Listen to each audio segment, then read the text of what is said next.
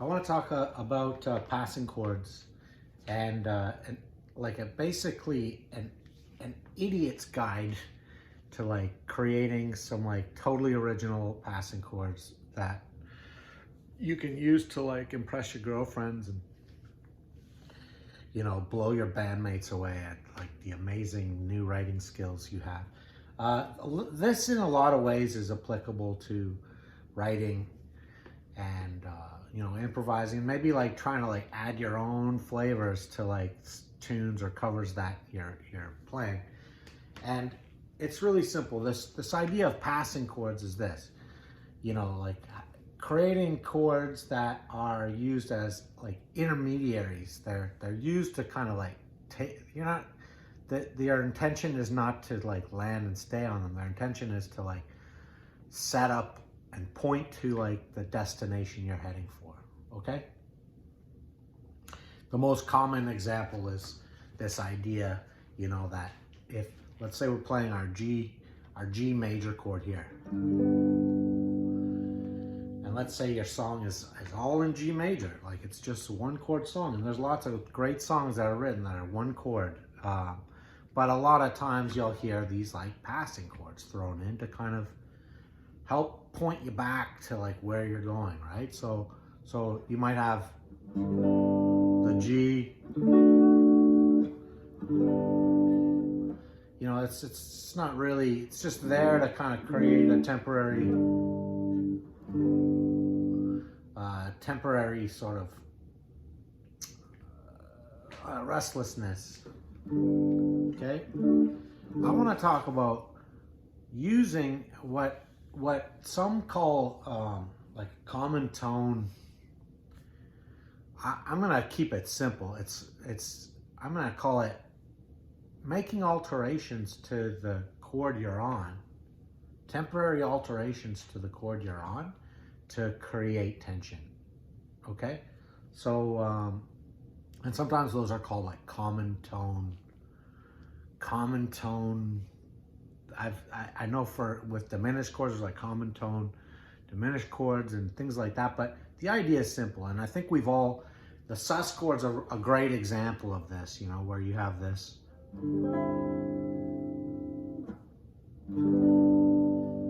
This is a great example of what I'm talking about. That G sus chord that I just played there, it's a sus 4. All that it's doing is taking like one of those like key notes and shifting it out of place so that the chord feels restless. And so we can take this device and apply it to maybe other tones in that chord. So I'm gonna like break this right down, okay? Like keep it so simple. We're gonna use these three. We're gonna use the G major, and I'm gonna use so we have the root, second, third, fourth, fifth, 6, 7, 8. We're gonna just use a basic triad here. So we're gonna use the fifth, the root, and the third. It's a 3-note chord. You probably see this play like this sometimes. You can play it however you want. The purpose is, the approach is exactly the same, okay? So so what we just played there with that sus one is really we took this, if this is the gold chord we're going towards, well, we just took this highest voice and we raised it. Okay? And that's like a really common, this is used so much. I swear to God, when I was a kid and had to go to church, it seemed like every hymn at church ended with that resolution. And so it's like a really kind of a cliche. But what's stopping you from, taking that same idea and saying, well, what if I take, and if this is where I'm heading, why don't I, instead of raising it by a half step, why don't I lower it by a half step? What do I get?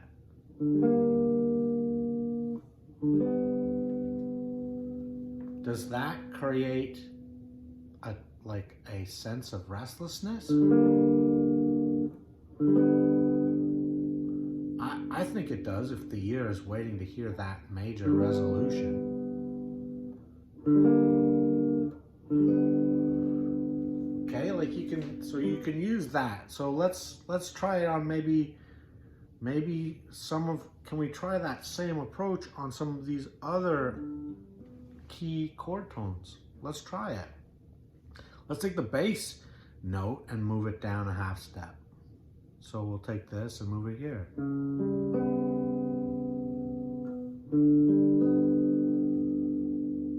Does that,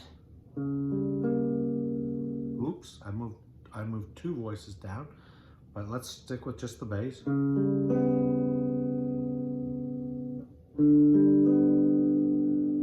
Totally works. Let's try it with this middle voice here. And who cares which, who cares if it's the root or the 5 or the 3? I'm just picking some of the notes that are in the chord I want to play and shifting them. In this case, just back a half step. And in these cases that I'm showing you, I'm just shifting one. So let's shift the middle one, see what we get.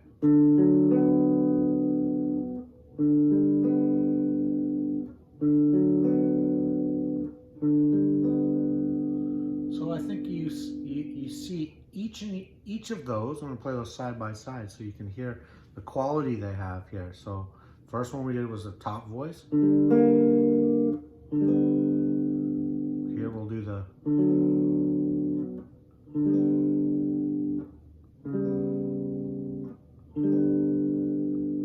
those are all like tasty, very subtle ways of those are different chords. And I'm not going to waste your time with like naming what they are or what they might be. That's not important. What's important is that you're creating this sort of suspension, kind of. You're creating some dissonance, and you're resolving it, that dissonance, and creating this sense of restfulness. Okay, so you notice that accidentally I shifted like two of these, and got what sounded like a transition or a passing chord too. And so let's take the highest voice and the lowest voice and shift them down a half step.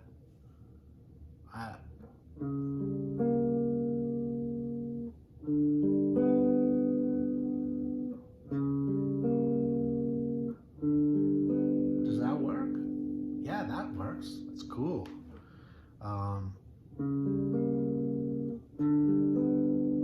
Does it? You don't have to. You can figure out what those chords are if you want, if you care. But basically, there's movement there. There's motion there.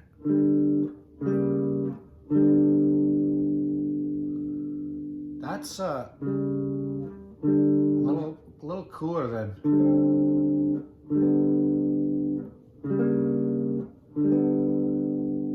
Not that it's cooler. It's just different. It's just more colorful, let's say, because we're moving two voices. What if we moved all three voices? Well, this is like a classic transition that everybody should know.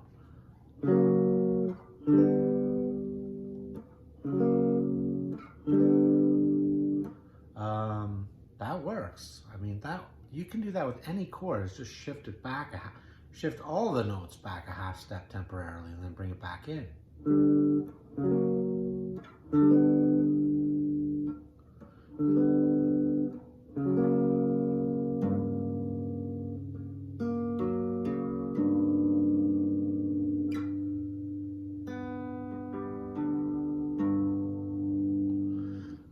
I'm playing that G up there just to kind of give you an idea of like the color that creates, right?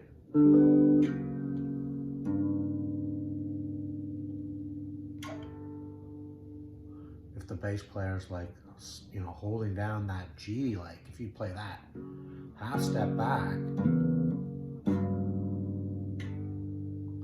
you get a lot of tension there.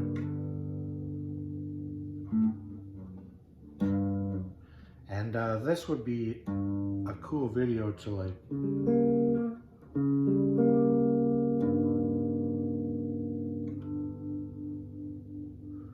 so I think you can start to hear some like colorful sounding stuff coming out of a super basic thing. So in that case, I just shift stuff back a half step, and that's a pretty safe and idiot-proof method, okay? You're not gonna go wrong if you do that. And you'll know if it doesn't seem to be working with the melody or whatever, just try something else. There's so many combinations we could show there. So let's take that same idea and try shifting everything up, let's say a half step. So we know this one, the top voice up a half step.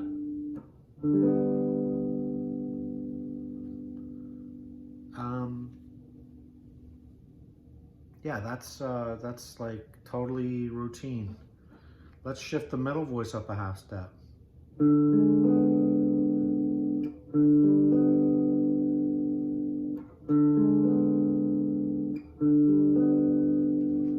Let's shift the bass voice up a half step.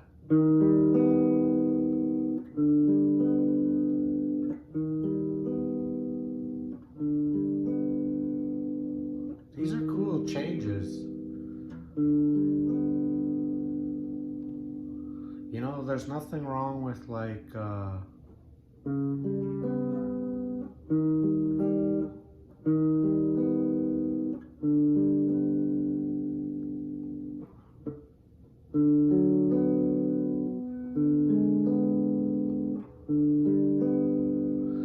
like, I don't know if you saw what I just did there, but I basically like, you know, like subtly moved like different voices like out, back together. And the more voices you move, the more tension you're going to create. So like, I don't know, you don't have to know anything about theory, and you can start writing tunes or like changing the covers you're doing and adding like your own flavors to things by just using that simple device. And this creates some like very cool passing chords. What I want to leave with is, you know, this idea is kind of like it's a recursive idea,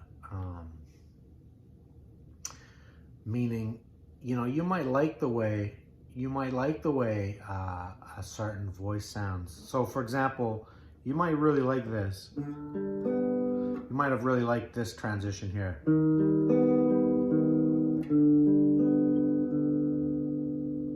might have really liked that. Well, if you really like that, well, could you transition to that by tweaking this maybe? So for example, maybe this is my destination chord temporarily, okay? So ultimately I want to end up here. And I just made this a passing chord. Now I want to find a passing chord to get me to that. Well, maybe what I'll do is I don't know, maybe I'll drop this middle note here. So I get,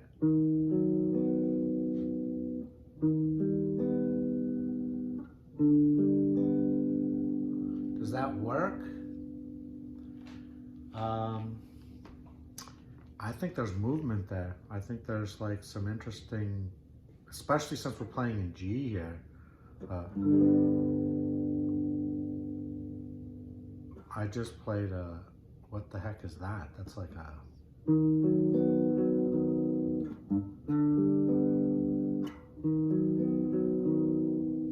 a, that's a B major. And then I'm playing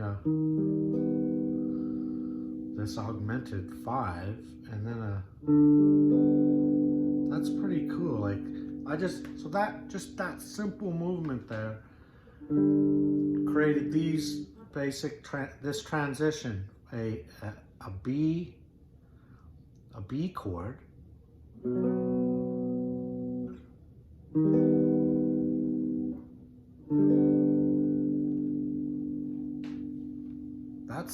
that's pretty cool.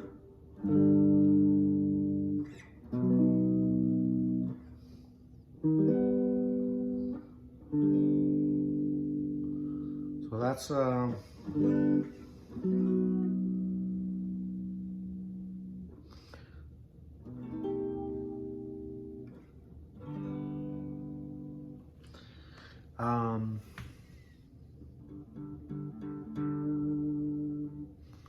yeah, passing chords is very cool. Kind of like was just for to be totally transparent, came up with this because you come across tunes sometimes, you just wonder like, well, what are they doing? Why are they able to do that? And sometimes it's not important to understand like why. Does it make sense with like, the so-called like constructs of like, Western harmony and all that stuff. Like music is about moving, like harmony anyways. A lot of it has to do with just movement in and out of like restful and unrestful states. And you've got 12 notes to work with. And none of them are off limits. They're not off limits. They're the ones that sound wrong, you want to use those to move to something that sounds right. It actually makes the things that sound right sound stronger,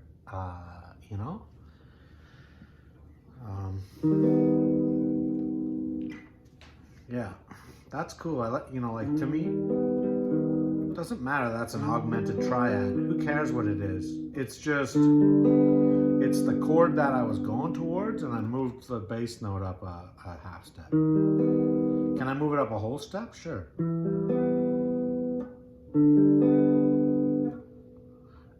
And that's a common cliche you'll see actually.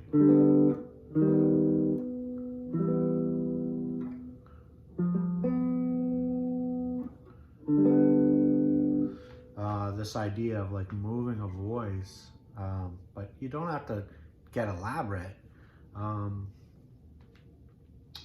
And you can do this with minor chords too, and dominant chords. I should just quickly show you a minor variation of this.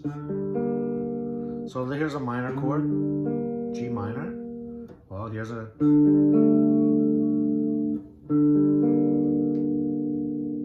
I just shifted that back.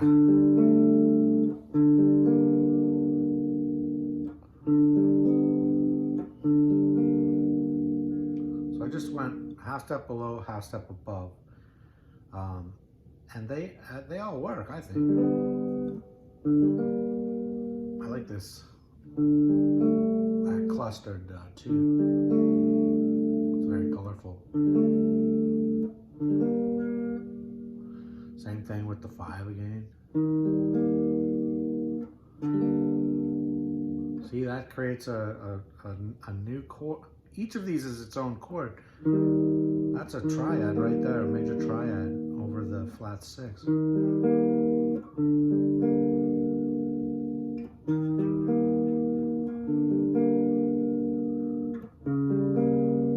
That's a diminished chord.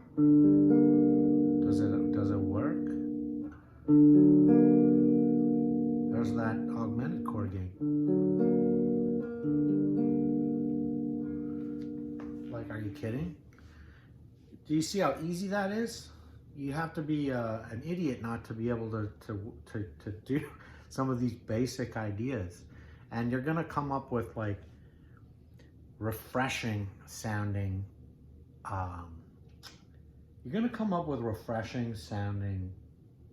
harmonies and chord progressions if you just kind of forget about modes and dominance and subdominance and all that stuff, and just think about what's going on it's when you really boil it all down, it's just creating tension and creating release and smoothing those transitions with like these like passing chords. And really all it is some of these best sort of passing chords, they live close by to the chord you're moving towards. And that's why they sound good. They sound in but out. You know, like under construction, if you will. I want to show you that this can also be used with, like, let's say a dominant. You can take any notes, okay? So I'm gonna play there's a D dominant. This chord typically wants to go to this chord. And this is really kind of an interesting last illustration of like why this approach works, and this 5-to-1 movement, it illustrates it perfectly. Look at what's going on here. So there's my D. I got a root, a third, a 7. And look what happens when I go to that G. The top voice moves down and the middle voice moves up. So that movement, in the old school world, they call that like a contrary motion. This idea of like resolving up a half step to the root and a contrary motion of down step to like one of the chord tones is very like strong. So that contrary motion, I didn't show any examples earlier of some contrary motion, but really all that's happening is you're kind of like, there's a chord there's a set of tones that are like moving towards this like goal tone that you're going for. So why limit yourself to like what you're supposed to do? Why not just start like figuring out where your destination is and start like throwing down notes around that destination chord and listen, see what they sound like, see if you like them, see if they work. You're gonna come up with like some totally new ideas, very like, and some of them will be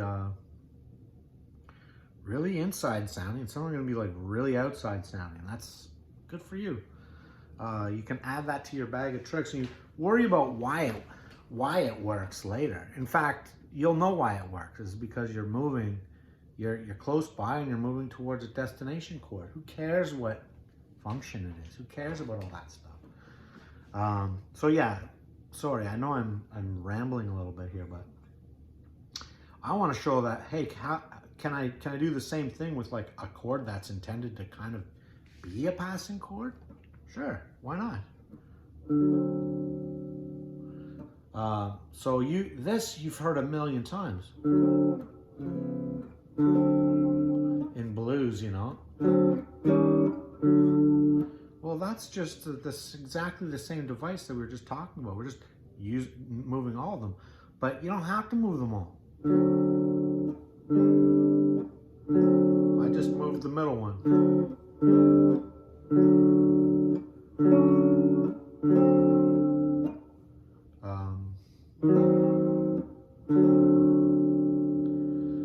I can move these.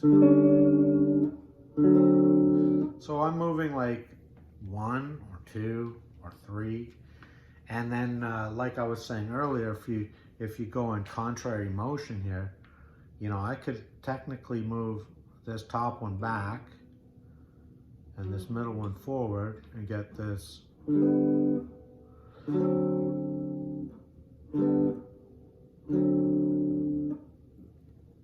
Now the typical resolution becomes the passing chord for this gold tone.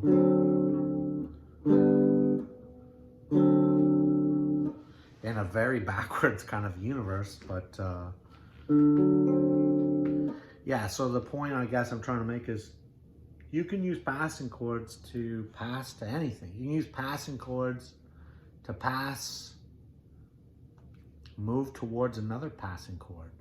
You know, like it's all about motion at the end of the day.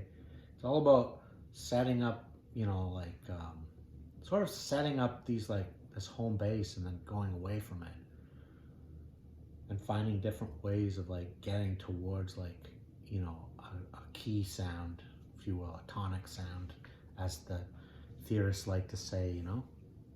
In this case, the tonic sound is kind of like a blues 7 chord, right?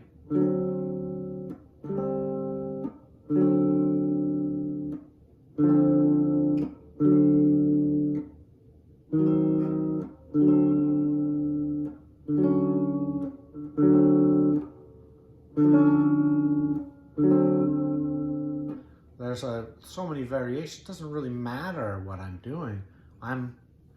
They will all provide like a certain level of tension.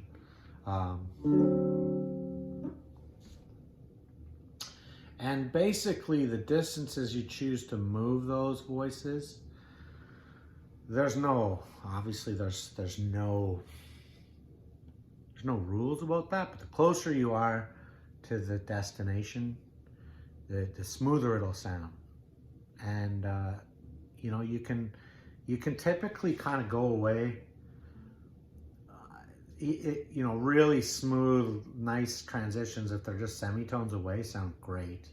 But, you know, whole tone steps away, or combinations of a whole tone step on one voice and a half step on another voice, like typically if you stay within about a tone, they're gonna sound pretty smooth. As soon as you start getting into like, you know, like 3 semitones away, it starts to become a little less easy for your ear to transition.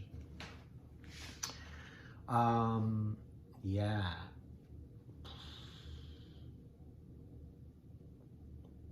Yeah, and I guess the very last thing I'll say is, you know, I was doing some work earlier. I was trying to learn some like bebop stuff. Trying to get my head around some of this.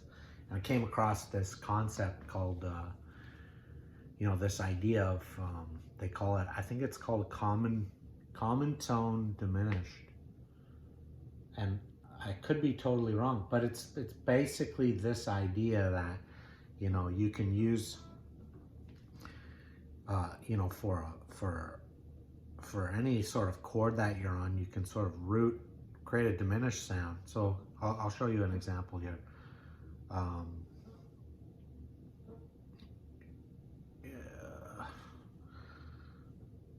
Here's an example. That's a diminished D, a D diminished, okay?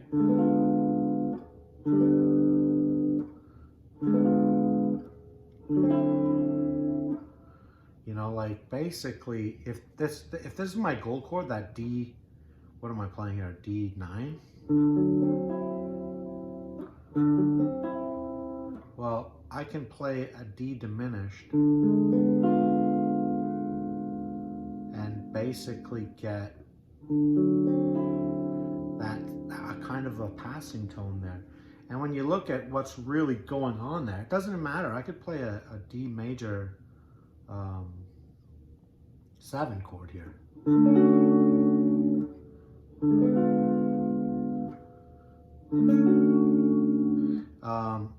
It's the same concept. All these voices are just shifting, like, you know, not very far. Like in most of these cases, I think the largest jump I have is a whole step from here to there, and these are shifting back a half step, and I got that diminished sound.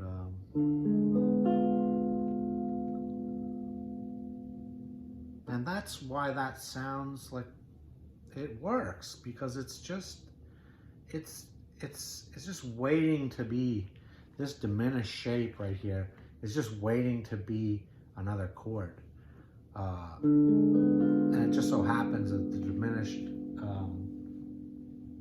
7th chord, it's really kind of, it's close to a minor chord, it's close to a major chord tone wise, when you lay them over top of each other, that you get these natural, like, common tone being the root right now, passing sound, right? So there's a major.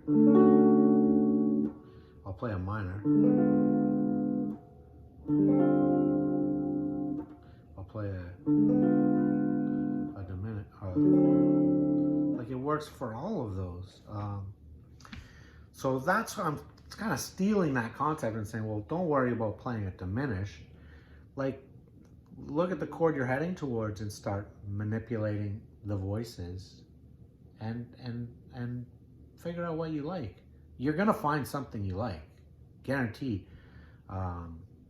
You're gonna the problem is probably gonna be you're gonna find too many things that you like, and you're gonna sit there for hours, like in the way I do is, and get non-decisive or non-committal about what you want to play, which is fine because then you just use what you like when you feel at the time.